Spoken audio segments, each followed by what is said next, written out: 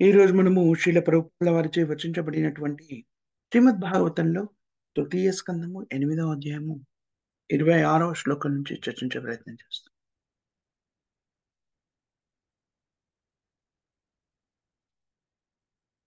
పుంసాం స్వకామాయ విభక్తమంశ ఏం యదామాం ప్రపద్యంతే స్తాం తదేవ భజామ్యహం అన్వర్ధాన్ వర్ధంతే మనుష్యాపాన్.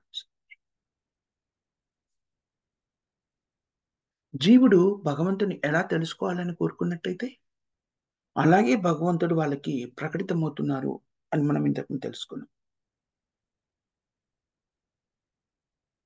ఎప్పుడైతే విశుద్ధ భక్తిలో స్థిరపడినటువంటి వ్యక్తి భగవంతుని పాదపద్మాల సేవలో నిత్యం కావాలని ఆకాంక్షిస్తాడో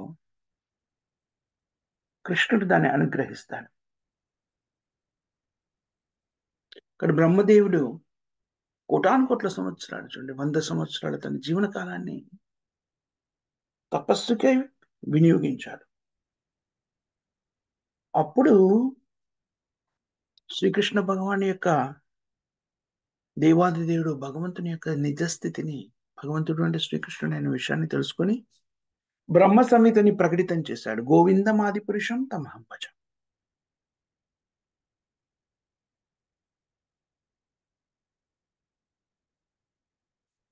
శ్రీకృష్ణుని పాదపద్మములు అంటే అసాధారణమైనటువంటివి. అన్ని రకాల యోగ విధానాలకి పరిపక్వ యోగ విధానంగా చెప్పబడే భక్తి యోగ విధానం దాని ద్వారా సాధింపబడేటువంటి అత్యుత్తమైనటువంటి వరదానము భగవంతుని పాదపద్మాల్ని పొందడం. ఇలాంటి వరదానాలు కేవలము విశుద్ధమైన భక్తి సేవలో నియుక్తమై భౌతిక కాలుష్యాల నుంచి కూడా బయటపడిన వాళ్ళకి మాత్రమే లభ్యమవుతుంది.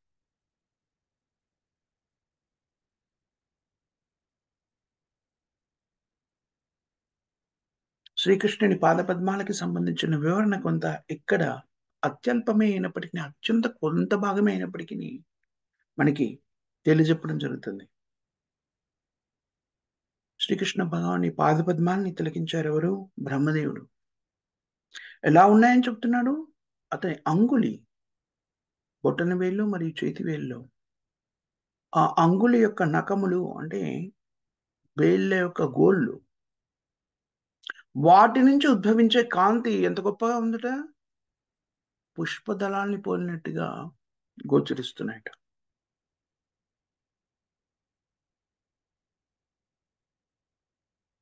శ్రీకృష్ణుని యొక్క భగవంతుని యొక్క గొప్పతనం ఇదే. భగవత్ కరుణని అవగతం చేసుకోవడం అనేటువంటిది చాలా క్లిష్టమైనటువంటిది. భౌతిక జీవన విధానంలో ఉన్నటువంటి వ్యక్తులు కూడా అనేక పర్యాలు చెప్తున్నాడు భగవంతుడు కరుణామయుడు, లేకపోతే భగవంతుడు చాలా గొప్పవాడు అని చెప్తూ ఉంటాడు. కానీ భగవంతుడు ఎంత గొప్పవాడు ఈ విషయాన్ని అర్థం చేసుకోవడమే భక్తి యోగం. భగవంతుడు గొప్పవాడని భౌతికవేత్తలు కూడా చాలాసార్లు చెప్తుంటారు. అంటే కామ్యకర్మలని యుక్తమైన వ్యక్తులు కూడా చాలా సాధారణంగా చెప్తున్నారు గాడ్ ఈజ్ గ్రేట్, భగవంతుడు గొప్పవాడు.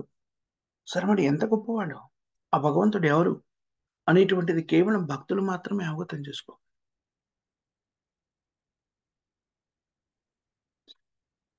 అందుకని విశుద్ధమైన భక్తులు కేవలము భగవత్ సేవలో మాత్రమే నియుక్తమైంది.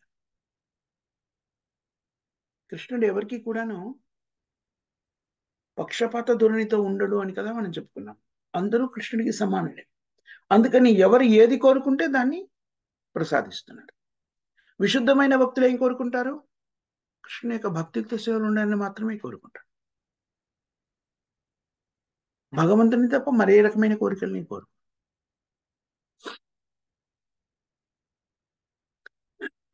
అలాంటి భగవత్ సేవను కోరుకునే విధానమే భక్తి యోగం. దాన్ని కోరుకుంటారు కాబట్టి భక్తి యోగంలో ఉండి భగవత్ సేవను మాత్రమే కోరుకున్నప్పుడు భగవంతుడు దాన్ని కూడా అనుగ్రహిస్తున్నాడు. ఎలాంటి విశుద్ధమైన సేవ? జ్ఞాన కర్మాది అనావృతం. భక్తుల్లో విభిన్నమైన తరహాల్లో ఉండేటువంటి భక్తుల గురించి మనము భక్తుల సామరస్యంలో అధ్యయనం చేస్తాం. కర్మ మిశ్ర భక్తి, జ్ఞాన మిశ్ర భక్తి. జ్ఞాన కర్మాది భక్తులుంటారు. కానీ కామ్య కర్మల్లో కూడాను నియుక్తమై ఉంటారు. కామ్య కర్మ. కర్మలో నియుక్తమైనటువంటి భక్తి. కర్మ మిశ్ర భక్తి. జ్ఞాన మార్గం ద్వారా భక్తికి సంబంధించిన పరిజ్ఞానాన్ని సంతరించుకోవాలనే ఆకాంక్షని కలిగి ఉండేటువంటి జ్ఞానమిశ్ర భక్తి. ఈ రెండింటికి కూడాను ఈ రెండింటిని కూడా ముక్తులై ఉంటారు విశుద్ధమైన భక్తులు. విశుద్ధ భక్తుల యొక్క ఏకైక కోరిక, లక్ష్యం ఏమై ఉంటుంది? భగవద్భక్తిలో స్థిరపడిన అహైతుకమైనటువంటి కృష్ణ భక్తిలో స్థిరపడి ఉండడం మాత్రమే వాళ్ళ లక్ష్యమై ఉంటుంది. జ్ఞాన కర్మాది అనావృతం అంటే జ్ఞాన మార్గం ద్వారా గాని, లేకపోతే కాల్పనిక విజ్ఞాన ద్వారా మాత్రం జ్ఞానం కర్మము ద్వారా అనేక రకమైన భౌతిక కర్మల ద్వారా భగవంతుణ్ణి తెలుసుకోవాలి, సత్యాన్ని తెలుసుకోవాలనే ఆకాంక్ష నుంచి పరిపూర్ణంగా ముక్తైనటువంటి వాడు. ఈ రకమైనటువంటి భక్త సేవ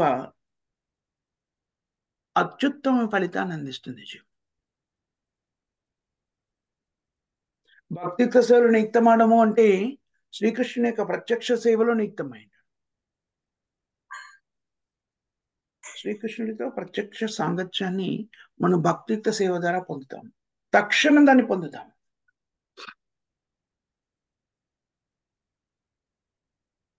ఉదాహరణకి మనం తెలుసుకుంటాం కదా, కృష్ణ చైతన్యాన్ని స్వీకరించడము అంటే భగవంతుడైన కృష్ణుని భక్తిత్వ సేవలో ప్రత్యక్షంగా నెలకొని ఉండడం. అదెలాగండి? చూడండి, భక్తిత్వ సేవని కృష్ణచైతన్యాన్ని స్వీకరించిన వ్యక్తులు తక్షణం భగవత్ సేవలో నిత్యం ఎలా చేయడం జరుగుతుంది అని మనం అనేక పర్యాలు చెప్పుకున్నాం. ఏదైనా భక్తియుక్త సేవ కృష్ణచైతన్యాన్ని స్వీకరించమని మనం ప్రబోధించినప్పుడు చెప్పేది ఏంటి? హరే కృష్ణ మహామంత్రం జపించమని చెప్తాం. హరే కృష్ణ కృష్ణ కృష్ణ హరే హరే, హరే రామ రామ రామ హరే. ఈ మహామంత్రం యొక్క జపము అంటే అర్థం ఏమిటి? భగవంతుడైన శ్రీకృష్ణుడితో ప్రత్యక్ష సంబంధాన్ని కలిగి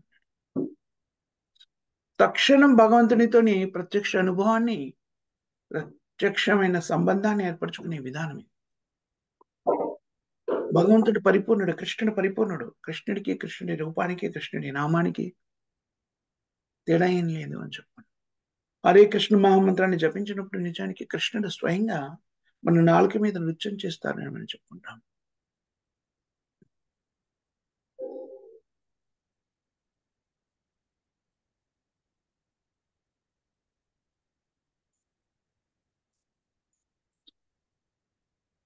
శ్రీకృష్ణ భగవాని పాదపద్మాలని ప్రత్యక్షంగా దర్శించడము అంటే అత్యుత్తమమైనటువంటి స్థితిని పొందగలగడం. అది ఎప్పుడు సాధ్యమవుతుంది? బహునాం జన్మనామంతే జ్ఞానవామాం ప్రపంచతే. కనీసంగా భగవంతుడు శ్రీకృష్ణుడు అని తెలుసుకొని శ్రీకృష్ణుని శరణగతి పొందాలంటేనే జీవాత్మకి కొన్ని కోటాను కోట్ల జన్మలు అంతం తర్వాత ఏర్పడుతుంది. అలాగే బ్రహ్మదేవుడు కూడాను అలా అంతం కాగానే శ్రీకృష్ణుడు తన కరుణను అందించినట్టు చెప్పబడలేదు. ఎప్పుడది గోచరితమైంది? కోటాను కోట్ల సంవత్సరాలు బ్రహ్మదేవుడు కూడా తపస్సును నిర్వహించాడు. అప్పుడు శ్రీకృష్ణుని పాద పద్మాలని చూడగలిగాడు.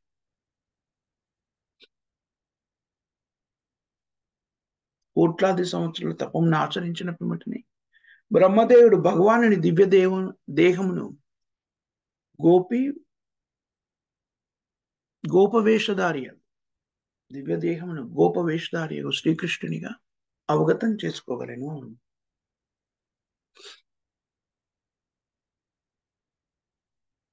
ఇక్కడ దేవాది దేవుడు ఎవరు అనే విషయాన్ని మరోసారి ధృవీకరించారు. దేవాది దేవుడు అయినటువంటి శ్రీకృష్ణ భగవానుడు, దేవాది దేవుడు రకరకాల పురుషావతారాలను కూడా మనం ఆరాధిస్తూ ఉంటాం కదా. వివిధ పురుషావతారాల్లో కూడా భగవంతుడు ప్రకటితమైంది. కార్ణుదుక సాయి విష్ణు, గర్భోదుక సాయి విష్ణు, చతుర్వ్యూహాలు, నారాయణుడు, బలరాముడు. ఇలా ప్రకటితమైనటువంటి విస్తార రూపంలో ప్రకటితమైనటువంటి శ్రీకృష్ణ భగవానుడు మూల పురుషోత్తముడు శ్రీకృష్ణుడే అనే విషయం మనకి మరోసారి ఇక్కడ గోచరితమవుతుంది. బ్రహ్మదేవుడు దేవాది దేవుడైన శ్రీకృష్ణుడిని చూడగలిగాడు.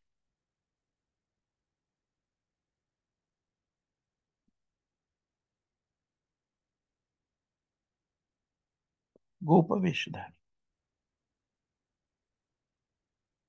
గోవిందమాది పురుషం తమహం భజామి. బ్రహ్మ సంహితలో ప్రతి చోట కూడాను మనం చూస్తాం. ప్రతి శ్లోకం మనకి కూడాను బ్రహ్మదేవుడు స్తుతిలో మనకి గోవిందమాది పురుషం తమహం భజామి.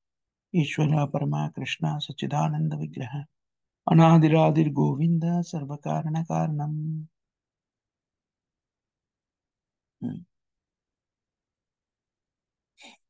ఈ శ్లోకంలో మొదటి శ్లోకంగా చెప్పబడిన మనం అధ్యయనం చేసే దాంట్లో మొదటి శ్లోకం ఇది. దాంట్లో గోవిందుని గురించినటువంటి వివరణ అందించిన తర్వాత అసలు ఎవరిని తను ఆరాధిస్తున్నాడు, తాను స్తుతించేటువంటి గోవిందమాది పురుషం తమహం భజామి తర్వాత చెప్పబడే శ్లోకాల్లో తను ఎవరిని ఆరాధిస్తున్నాడు అనే విషయాన్ని ఈ శ్లోకంలో చెప్తాడు. ఎవరిని ఆరాధిస్తున్నాడు?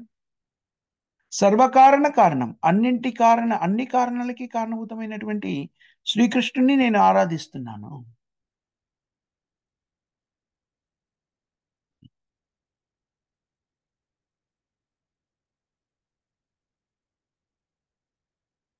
గోవిందమాది పురుషం తమహం భజామి. ఈ బ్రహ్మ సంహితలో మనం గమనించినట్టయితే చాలా మహోత్కృష్టమైనటువంటి వైష్ణవ సాహిత్యం ఇది.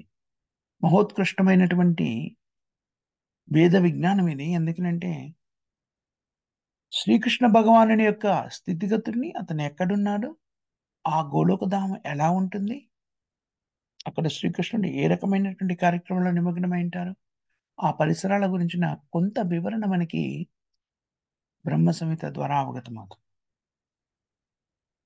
బ్రహ్మ సంహిత మనం చెప్పుకుంటాము, చైతన్య చరితామృతంలో దీన్ని వివరించబడింది. 550 సంవత్సరాలకంతా పూర్వము ఈ శాస్త్రాలన్నీ కూడా అనేక శాస్త్రాలు కాలగర్భంలో కలిసిపోయి దాంట్లో బ్రహ్మ సంహిత కూడా మనకి అందుబాటులో లేకుండా పోయింది. చైతన్య మహాప్రభు ప్రకటితమైన తర్వాత చైతన్య మహాప్రభు బ్రహ్మ సంహిత 5వ అధ్యాయం, అది కూడా పూర్తిగా లేదు మన దగ్గర. బ్రహ్మ సంహిత పూర్తిగా ఉన్నట్టయితే ఒక మహాద్భుతమైన విషయాలు మనకి గోచరితమయ్యాయి. కానీ కేవలము భగవత్ సంకల్పం చేత చైతన్య మహాప్రభు ఆకాంక్షించారు కాబట్టి బ్రహ్మ సంహితలో 5వ అధ్యాయం మాత్రమే మనకి అందుబాటులో ఉంది. ఆ ఒక్క 5వ అధ్యాయాన్ని మనం అధ్యయనం చేస్తే కూడాను గోలోక బృందావనం అనేటువంటిది ఎలా ఉంటుంది అనే దానికి సంబంధించిన అవగాహన ఏర్పడుతుంది. ఆ అవగాహనని బ్రహ్మ తపస్సు ద్వారా స్వయంగా శ్రీకృష్ణ భగవానుడు ప్రకటితం చేసినటువంటి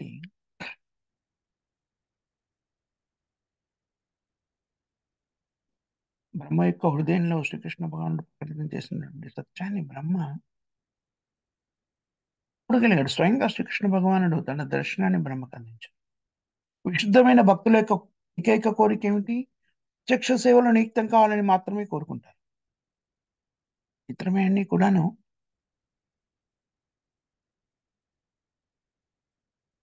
జ్ఞాన, కర్మ ఈ విధానాల ద్వారా పొందేటువంటి అనుభూతికి విశుద్ధమైన భక్తులు దూరంగా ఉంటారు. వాటి మీద వాళ్ళకి ఆసక్తి ఉండదు. నిజమైన రసానుభూతిని ఎప్పుడు ఆస్వాదించగలుగుతారు నిజమైన విశుద్ధమైన భక్తులు? భగవంతుని యొక్క ప్రత్యక్ష సేవలు. చూడండి, బ్రహ్మదేవుడు భగవంతుని యొక్క ప్రత్యక్ష సేవలు నియుక్తం కావడానికి ముందు సత్యాన్ని తెలుసుకోవడానికి మామూలుగా వేద శాస్త్రాలు చెప్పబడిన యోగ విధానాల్లో కొన్ని యోగ విధానాలను అవలంబించినట్టుగా మనకు బోధపడుతుంది. ముందుగా మనిషి సత్యాన్ని తెలుసుకోవాలి అనుకున్నప్పుడు చేసేటువంటి ప్రక్రియని బ్రహ్మదేవుడు కూడా ఆచరించాడు. ఏమిటది? మానసిక కల్పన ద్వారా సత్యాన్ని తెలుసుకునే ప్రయత్నం. అలాంటప్పుడు ఆయనకి ఏమీ అర్థం కాలేదు. కానీ తీవ్రమైన ప్రయత్నం చేస్తున్నాడు కదా, తాతో బ్రహ్మ జిజ్ఞాస, నేనెవరు తెలుసుకోవాలి, ఈ సృష్టికి కారణభూతమైనది ఏమిటో తెలుసుకోవాలనే ప్రయత్నంలో ఉన్నారు కాబట్టి ఆ ప్రయత్నాన్ని హృదయంలోనే ఉన్నటువంటి భగవంతుడు గ్రహించగలిగి మార్గనిర్దేశన చేశారు. తపస్సు చేయవలసినటువంటి స్థితిని ఆదేశించారు. చైత్య గురువుగా బ్రహ్మదేవుడి హృదయంలో ఉండి బ్రహ్మదేవునికి తపస్సు చేయాలి అనేటువంటి ఆలోచనని కలిగింపచేశారు. బ్రహ్మదేవుడు ఎప్పుడైతే దాన్ని స్వీకరించి తపస్సుని నిర్వర్తించారో తాను ప్రకటితమయ్యారు. ఎలా ప్రకటితమయ్యారు? గోలోక బృందావనాన్ని బ్రహ్మదేవుడు చూడగలుగుతున్నాడు. చింతామణి ప్రకట సద్మషు కల్పవృక్ష. ఎలా ఉందది? అది అభివర్ణిస్తున్నాడు.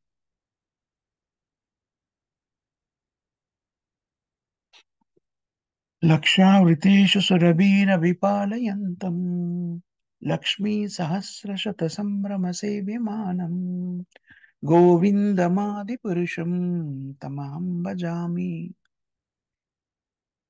బ్రహ్మదేవుడు ఏదైతే తిలకిస్తున్నాడో గోలోక బృందావనాన్ని శ్రీకృష్ణుని దాన్ని వివరణిస్తున్నాడు. చింతామణి ప్రకట సద్మషు కల్పవృక్ష. అక్కడున్న వృక్షాలన్నీ ఎలాంటివి? చింతామణి సద్మషు. కల్పవృక్షము అంటేనే కోరుకున్న వాటిని అన్ని కూడాను తీర్చేటువంటిది. కల్పవృక్షం దగ్గరికి వెళ్ళిపోయి మనం ఏ కోరికను వ్యక్తీకరించినా అది పరిపూర్ణం. నాకు ఇది కావాలి అంటే అది ఇచ్చేస్తుంది. అలాంటిది అలాంటి చింతామణి ప్రకర సద్మషు కల్పవృక్షం. అదే దీప్యమానంగా వెలిగిపోతున్నటువంటి కల్పవృక్షాలని ఆయన బ్రహ్మదేవుడు తిలకిస్తున్నాడు గోలోక బృందాన్ని చూస్తున్నప్పుడు. లక్ష్మి లక్ చింతామణి ప్రకర సద్మషు కల్పవృక్ష లక్షావృతేషు సురభిరభిపాలయ. సురభి బభిపాలయంత్. సురభి సురభి గోవులు అనంతమైనటువంటి సురభి గోవుల్ని ఆయన చూస్తున్నాడు. అవన్నింటినీ ఎవరు పరిపాలిస్తున్నారు? స్వయంగా శ్రీకృష్ణ భగవానుడిచే పరిపాలించబడుతున్నాయి. శ్రీకృష్ణుని యొక్క కార్యం ఏంటో అక్కడ చెప్పండి. కృష్ణుడు అత్యంత ప్రియమైనటువంటిది గో. లక్ష్మీ సహస్ర శత సంభ్రమ సేవ్యమానం. శ్రీకృష్ణుడు కోటాను కోట్ల లక్ష్మీ దేవతలచే ఆరాధించబడుతున్నాడు, సేవించబడుతున్నాడు. అలాంటి గోవిందుడిని నేను అలాంటి గోవిందుడికి నేను నమస్కరిస్తున్నాను. బ్రహ్మ సంహితలో బ్రహ్మదేవుడు ఆరాధిస్తున్న విధానం. భక్తియుక్త సేవలో పరిపక్వతని సిద్ధించుకున్నటువంటి వ్యక్తులు ఎవరైనా కూడాను కేవలము భగవంతుడైన కృష్ణుని మాత్రమే ఆరాధిస్తారు. ఆ ఆరాధనలో ఎలాంటి కామ్యకర్మలకు సంబంధించింది కానివ్వండి, లేకపోతే జ్ఞాన యోగానికి సంబంధించిన కానివ్వండి, ఎలాంటి మాలిన్యాలు కలగకుండా జాగ్రత్త. అసలు ఉండవు. జాగ్రత్త పడాల్సిన అవసరం ఉండదు. ఎందుకనంటే విశుద్ధమైన స్థితిలో శ్రీకృష్ణుని ఆరాధించడం తప్ప మిగిలినవి కూడాను వాళ్ళకి విశుద్ధమైన స్థితిలో భక్తులు మిగిలిన కార్యక్రమాలు ఏవి చేయాలని ఆకాంక్షించరు. మనము భక్తుల సామర్థ్య సింధులో భక్తుల యొక్క భక్తి భావాన్ని స్వీకరించినప్పుడు భక్తులు వివిధ దశల్లో ఉన్న భక్తుల గురించి మనం నేర్చుకుంటాం. కనిష్టాధికారి భక్తులు, మధ్యమాధికారి భక్తులు, ఉత్తమాధికారి భక్తులు. ఉత్తమాధికారి స్థితిలో ఉన్నటువంటి భక్తుడు కేవలము అనుక్షణం కూడా కేవలం భగవంతుడైన శ్రీకృష్ణుని ఆరాధన ప్రత్యక్షమైనటువంటి సేవలు నియుక్తమై ఉంటాడు. మనకి ఇప్పుడు అనిపించవచ్చును బ్రహ్మదేవుడికి శ్రీకృష్ణుడు ప్రత్యక్షంగా గోచరించారు కాబట్టి చక్కగా నియుక్తమైనారు. మనం ఎలాగా మనకు కూడా గోచరిస్తారు. ఎప్పుడు బ్రహ్మదేవుడు వేలాది వేల కోటాను కోట్ల సంవత్సరాల పాటు తపస్సు చేసిన తర్వాత భగవంతుని యొక్క అనుగ్రహణ చేత భగవంతుడు కనిపించాడు. మనం కోటాను కోట్ల సంవత్సరాలు తపస్సు చేయక్కర్లేదు. కానీ అనుక్షణం కూడా ప్రతినిత్యం కూడాను శ్రీల ప్రభుపాదుల వారిచే వచింపబడినటువంటి సూచించబడినటువంటి విధానాన్ని స్వీకరించి ఆ నియమాల్ని మన జీవితంలోకి అన్వయించుకున్నట్టయితే అతి శీఘ్రంగా మనము భగవత్ ప్రేమ అనుభూతిని పొందగలుగుతాం. కలియుగంలో భగవంతుడైన శ్రీకృష్ణుని ఆరాధించే విధానం ఏమిటి? హరే నామ హరే నామ హరే నామ ఇవ కేవలం కను నాస్తేవా నాస్తేవా నాస్తేవా గతి. హరే కృష్ణ హరే కృష్ణ కృష్ణ కృష్ణ హరే హరే హరే రామ రామ రామ హరే హరే. ఈ మహామంత్రాన్ని జపించినప్పుడు మనం భగవంతుడైన శ్రీకృష్ణుని ప్రత్యక్ష సేవలో నియుక్తమై ఉంటాము. అతి సులభతరంగా భగవత్ సేవలో నియుక్తమయ్యే విధానం మనకి కలియుగంలో అందించబడింది. కృష్ణ చైతన్య విధానం 4 నియమాలు ఏవైతే చెప్పబడ్డాయో అవి కూడాను అన్నీ కూడాను భక్తియుక్త సేవే. ఒక నియమం ఏంటి? హరే కృష్ణ మహామంత్రాన్ని జపించడం. దీని ద్వారా 2 ముఖ్యమైన ప్రక్రియలు నిర్వహించబడుతున్నాయి. నవవిధ భక్తుల్లో మొట్టమొదటిది శ్రవణం, రెండవది కీర్తనం.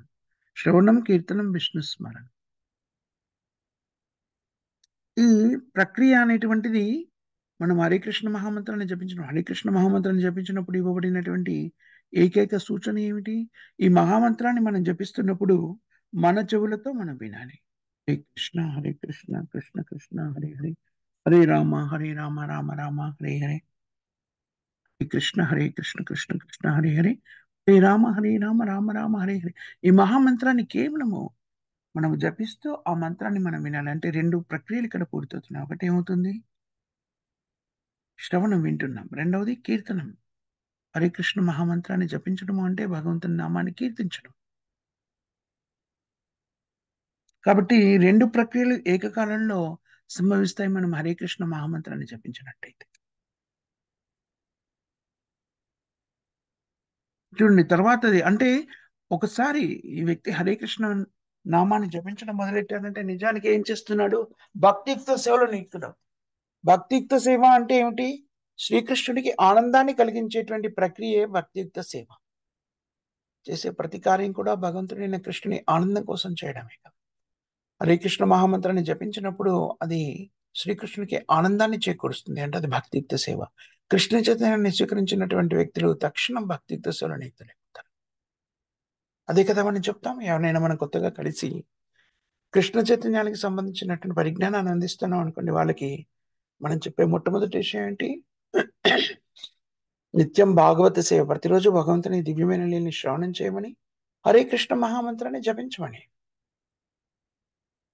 శ్రవణం చేయడం కూడాను భక్తియుక్త సేవ కదా.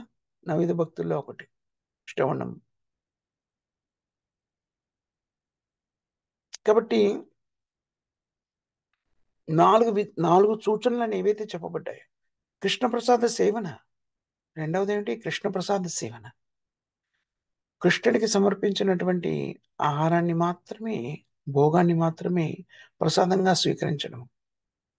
ప్రసాదాన్ని స్వీకరించడం అనేటువంటిది కేవలం మన క్షుద్బాధ తీర్చుకోవడానికి వినియోగించేటువంటి పద్ధతి నుంచి మనము మన చైతన్యాన్ని అభివృద్ధి పరుచుకొని నేర్చుకోవాల్సిన విషయం ఏమిటి? క్షుద్బాధని తీర్చుకోవడం ఒకటే కాదు. క్షుద్బాధను తీర్చుకోవడం కాదు నిజానికి భక్తియుక్త సేవ. ప్రసాద సేవన అనేటువంటిది నిజానికి భక్తియుక్త సేవ. ఎందుకని? ప్రసాదము అనేటువంటిది భగవంతుడైన కృష్ణుడికి అభిన్నమైనటువంటిది. ఎప్పుడైతే భగవంతుడికి సమర్పించామో అదేమైపోయింది? ఆధ్యాత్మికం అయిపోయింది. దాన్ని సేవిస్తాం మనం. సేవించడము. అందుకని మనము ప్రసాదాన్ని స్వీకరించడానికి ముందు కూడాను దానికి నమస్కరిస్తాం. శరీర అవిద్యాజాల్ జడేంద్రియ తాహికాల్. చక్కగా ఆరాధించి ఆ ప్రసాదాన్ని ఆరగిస్తాం. ప్రసాద సేవన సేవ. అది భగవంతుడికి మనం నడిచేటువంటి సేవ.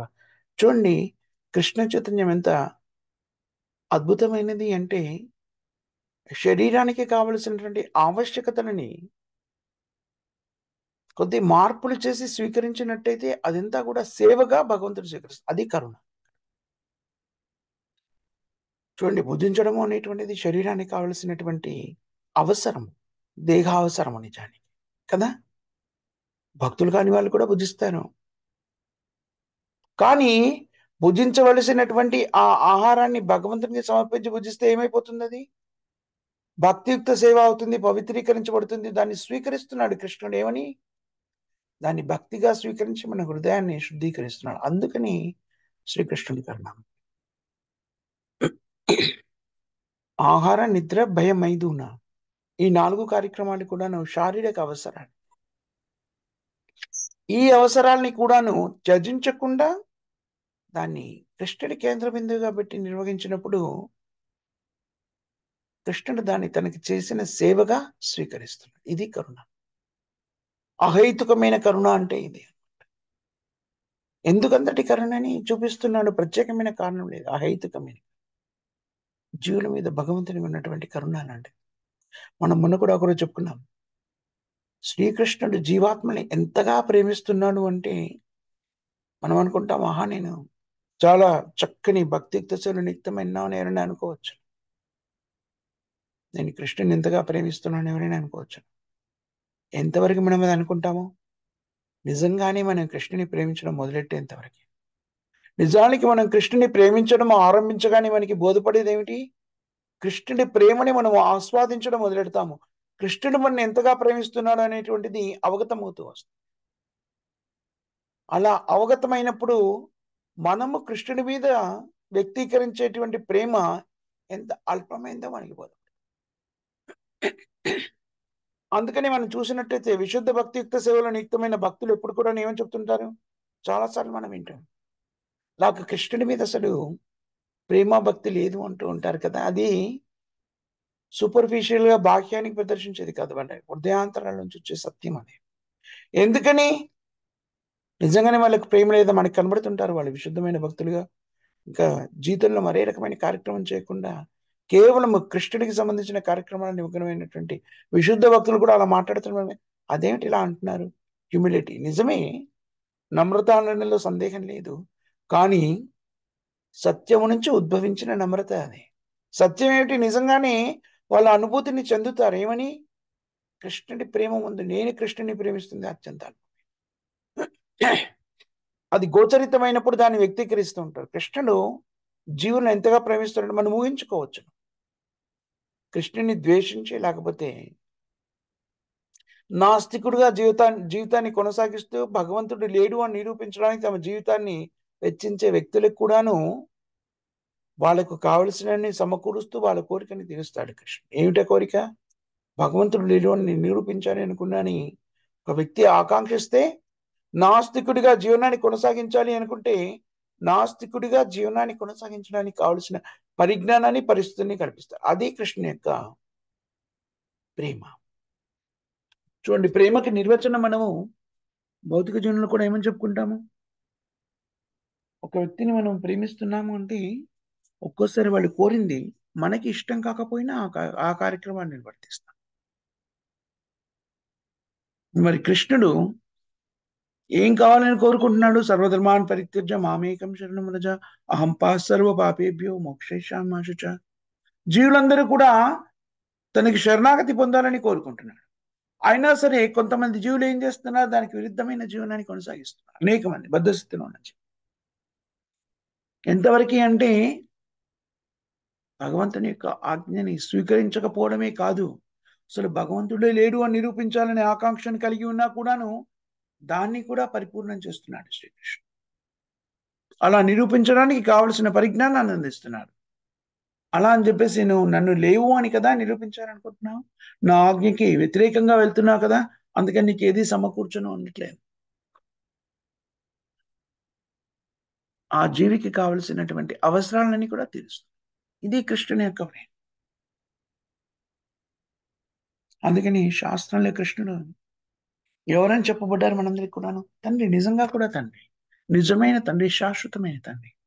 మమై వాంశ జీవలోకే జీవభూత సనాతన. జీవులన్నీ కూడాను భగవంతుడైన కృష్ణుని యొక్క అంశలు. అంశలుగా జీవులందరికీ కూడాను అంశలు. ఎవరి అంశలు? కృష్ణుని అంశలు. అంటే కృష్ణుడు ఏమైపోతారు? జీవాత్మలన్నిటికీ కూడాను తండ్రి.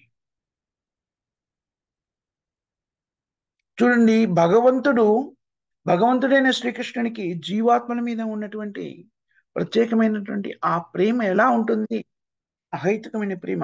అది కొంతైనా అవగతం కావాలి అంటే మనకి ఇక్కడ కూడా తల్లిదండ్రుల సంబంధం ఉన్నప్పుడు, పిల్లలు తల్లిదండ్రుల సంబంధం ఉన్నప్పుడు అది మనకి కొంత అవగాహనకు వస్తుంది. ఆ సంబంధమే లేదనుకోండి, తండ్రి అంటే ఎవరు?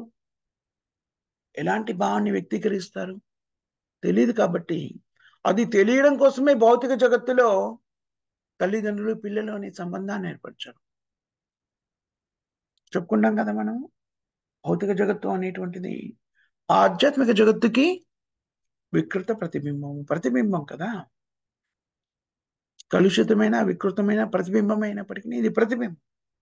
కాబట్టి భౌతిక జగత్తులో మనం చూసేటివన్నీ కూడాను ఆధ్యాత్మిక జగత్తులో ఉన్నాయి. కానీ విశుద్ధ స్థితిలో ఉన్నాయి. నిజంగా ఉన్నాయి. ఇక్కడేమిటి ఇవన్నీ? ప్రతిబింబాలు. అశాశ్వతమైనవి, తాత్కాలికమైనవి. వీటిలోనే మనము ఆనందాన్ని అనుభూతి చెందిన భ్రాంతిని పొందుతాం. తద్వారా దీంట్లో ఆనందం ఉంది అనే విషయాన్ని కూడాను వాటి నిజ స్థితిలో మహోత్కృష్టమైన ఆనందం ఉంది అనే విషయాన్ని కూడా ఇక్కడ మనకి ప్రబోధించడం జరుగుతుంది. భౌతిక జగత్తులో ఏర్పరచబడినటువన్నీ కూడాను ఆధ్యాత్మిక జగత్తు యొక్క ప్రతిబింబాలు. అవి ఎందుకు ఏర్పరచబడ్డాయి? బాహ్య రూపంలో చూసినట్టయితే జీవుల యొక్క కోరికలు తీర్చడానికి ఏర్పరచబడినటివే అయినప్పటికీ ఆ కోరికలను తీర్చుకునే క్రమంలో జీవులందరూ కూడాను తమ నిజస్థితిని అవగతం చేసుకొని భగవద్భక్తిలో స్థిరపడడానికి అనువుగా ఏర్పరచబడ్డాయి. భౌతిక జగత్తులో ఏర్పరచబడిన స్థితులన్నీ కూడాను భగవంతుని అవగతం చేసుకోవడానికి ఏర్పరచబడ్డాయి. వేదశాస్త్రాన్ని అందించడం కూడాను మన స్థితి అవగతం చేసుకొని మన శాశ్వత స్థితి అయినటువంటి జీవేర స్వరూపే కృష్ణ నిత్యదాస్. మన శాశ్వత స్థితిని అవగతం చేసుకొని ఆ కార్యక్రమంలో నిమగ్నం అవడానికి అనుగుణంగానే వేదశాస్త్రాలు కూడా మనకు అందించబడ్డాయి. వేదశాస్త్రాన్ని చక్కగా అధ్యయనం చేసినటువంటి వ్యక్తి ఏం చేస్తారని చెప్పనిది? వేదేశ సర్వం అహమేవ వేదో వేదాంతకులు విదేవచ.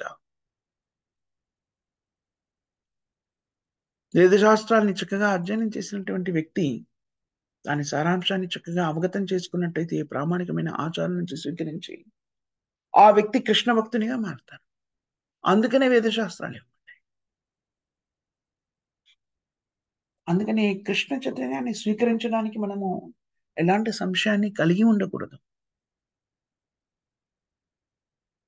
ఇదేదో బలవంతంగా మన మీద రుద్దుతున్న విషయం కాదు. ఒకవేళ అనుకున్నా కూడాను మనమంతా భౌతిక జీవన విధానంలో చేస్తున్న కార్యక్రమాలన్నీ కూడా ఆనందం కోసం చేసేటువంటి పనులు. ఆనందాన్వేషణలో మనం రకరకాల కార్యక్రమాలను నిమగ్నమవుతాం. ఇక్కడ మనకి శాస్త్రంలో నిజమైన ఆనందాన్ని పొందే విధానం తెలియపరచబడింది. అందుకోసమైనా కూడా మన కృష్ణ చైతన్యాన్ని స్వీకరించాలి. మన లక్ష్యం ఏమిటి? ఆనందంగా జీవనాన్ని కొనసాగించడం. అనుక్షణం కూడా ఆనందంగా ఉండడం. అలా అనుక్షణం ఆనందంగా ఉండడానికి కావలసినటువంటి పరిస్థితులు మనకి ఎప్పుడు లభ్యమవుతున్నాయి?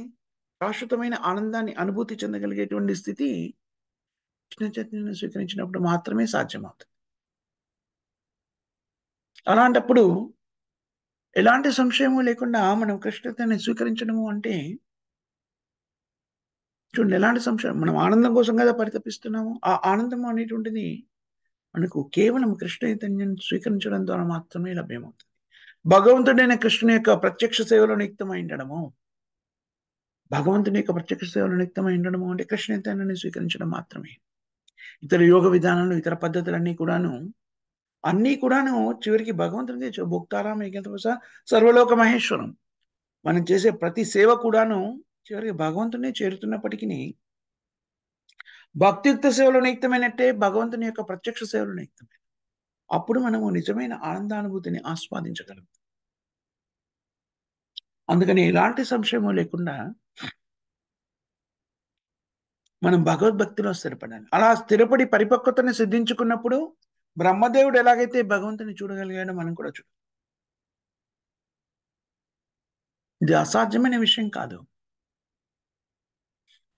క్లిష్టతరమైనటువంటిది ఎప్పుడు నిజానికి క్లిష్టం కూడా కాదు, కష్టం కూడా కాదు. కానీ ఎప్పుడు అది కష్టమవుతుంది? మనం బద్ధస్థితిలో ఉన్నప్పుడు ఇదంతా కూడా మనకి తపస్సులా కనబడుతుంది, కష్టంలా ఉంటుంది. కానీ భగవన్నామాలను రుచిని ఆస్వాదించడం మొదలెట్టినప్పుడు మనం ఆపకుండా భగవన్నామాన్ని జపిస్తూ ఉంటాం. అప్పుడు ఎవరు మనకి చెప్పక్కర్లేదు. ఇతర కార్యక్రమాలు చేయాలనేటువంటి ఆకాంక్ష కూడా ఉండదు. అనుక్షణం కూడా భగవత్ సేవలో నియుక్తమై ఉంటాం. ఎలాగైతే నామాచార్య హరిదాస్ ఠాకూర్ 3 లక్షల నామాల్ని జపించేవారు ప్రతిరోజు కూడా. ఎలా జపించగలిగారు? దానిలోని నామామృతాన్ని ఆస్వాదించడం మొదలెట్టాడు. కాబట్టి ఆపకుండా హరినామాన్ని జపించడం. శిల ప్రభుపాదుల వారు చెప్తారు. దాన్ని మనం అనుకరించకూడదు. ఎందుకంటే మనం ఆ స్థాయిలో లేం కాబట్టి. కానీ దాన్ని స్ఫూర్తిగా తీసుకొని మనకు నిర్దేశించినటువంటి 16 మార్లు హరే కృష్ణ మహామంత్రాన్ని నిష్ఠగా జపించాలి. హరే కృష్ణ, హరే కృష్ణ, కృష్ణ కృష్ణ హరే హరే, హరే రామ, హరే రామ, రామ రామ హరే హరే. కష్టతరమైన విషయం కాదు. పాటించవలసిన 4 ధర్మాల్లో మొట్టమొదటిదని చెప్పబడింది. కృష్ణ ప్రసాదాన్ని స్వీకరిస్తూ, భక్తుల సాంగత్యంలో జీవనాన్ని కొనసాగిస్తూ, భగవంతుని యొక్క దివ్యమైన నీళ్ళని శ్రవణం చేయడం, కీర్తన చేయడం ద్వారా మనం పరిపక్వమైన స్థితిలో ఉండగలుగుతాం. బ్రహ్మదేవుడు తన 100 సంవత్సరాల కాలం పాటు తపస్సు చేసినట్టుగా చెప్పబడింది. మనము ప్రస్తుతం ఉన్నటువంటి పరిస్థితిలో మన చైతన్యాన్ని బట్టి కాలమాన పరిస్థితులను పరిగణలోకి తీసుకున్నప్పుడు హరే కృష్ణ మహామంత్రాన్ని జపిస్తూ కృష్ణ చైతన్యాన్ని జీవితంలోకి అన్వయించుకోవడము అనేటువంటిది తపస్య. ఇది చేయడానికి మనము విపరీతమైన కష్టపడాల్సిన అవసరం లేదు. స్థానిక మన దైనందిన జీవితంలో చేసే కార్యక్రమాలు నిర్వర్తిస్తూనే ఈ 4 నియమాల్ని మన జీవితంలోకి అన్వయించుకోవచ్చు. అలా అన్వయించుకున్నప్పుడు మనం పరిపక్వమైన స్థితిని పొందగలుగుతాం. ఇది ఈనాటి శ్లోకం యొక్క సారాంశంగా మనం స్వీకరించవచ్చు. ఇక్కడ మనం ఆపేద్దాం. మాతాజీ సార్, ప్రభుజీ సార్ ఏమైనా క్వశ్చన్స్ కానీ, కామెంట్స్ కానీ, కరెక్షన్స్ కానీ ఉన్నాయి?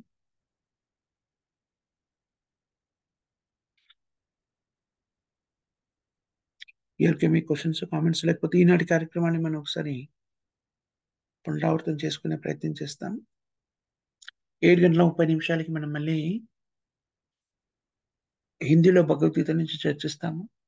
10:30కి జపయజ్ఞ కార్యక్రమం ఉంటుంది. 10:30 నుంచి 11, 11 నుంచి 11:30 వరకు శ్రీల ప్రభుపాదుల వారి గ్రంథాల నుంచి విశ్లేషణాత్మక అధ్యయనం ఉంటుంది మరియు చర్చ కూడా ఉంటుంది. దాని తర్వాత సాయంత్రము 5:30 నుంచి 6 వరకు మళ్ళీ జపయజ్ఞ కార్యక్రమం, 6 నుంచి 7 వరకు తెలుగులో భగవద్గీత నుంచి చర్చించడము, 7:30 నుంచి 8:30 వరకు మళ్ళీ ఆంగ్లంలో భగవద్గీత నుంచి చర్చించడం అనే కార్యక్రమాలు నిర్వహించడం జరుగుతుంది. కాబట్టి భక్తులంతా కూడాను ఈ ఆధ్యాత్మిక కార్యక్రమాల్లో భాగస్థులే రోజంతా కూడా కృష్ణ చైతన్యంతో గడపవలసిందిగా విజ్ఞప్తి. ప్రేమధ్వని ఎవరు చెప్తారమ్మా? శ్రీల ప్రభుపాద్కి జై జై రామాచార్య హరిదాస్ ఠాకూర్ కి జై సాంబైత భక్త బృంద కి జై శ్రీ శ్రీ రాధాకృష్ణ కి జై గ్రంథరాజ్ శ్రీమద్ భాగవతం కి జై శ్రీమద్ భగవద్గీత కి అనంతకోటి వైష్ణవ భక్త బృంద కి జై జై శ్రీమద్ భగవద్గీత కి జై राम प्रभु जी की हरे कृष्ण प्रभु जी दंडवत प्रणाम। हरे कृष्ण। शिवराम प्रभु की जय, प्रहलाद प्रभु की जय, सामूहिक भक्त प्रभु की जय, श्रील प्रभुपाद की जय, ग्रंथराज श्रीमद् भागवतम की जय।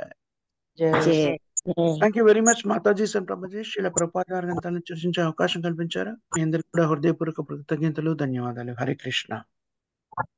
हरे कृष्ण प्रभु जी दंडवत प्रणाम। हरे कृष्ण प्रभु जी दंडवत प्रणाम। प्रभु जी दंडवत प्रणाम। हरे कृष्ण। हरे कृष्ण प्रभु जी दंडवत प्रणाम। हरे कृष्ण। हरे कृष्ण।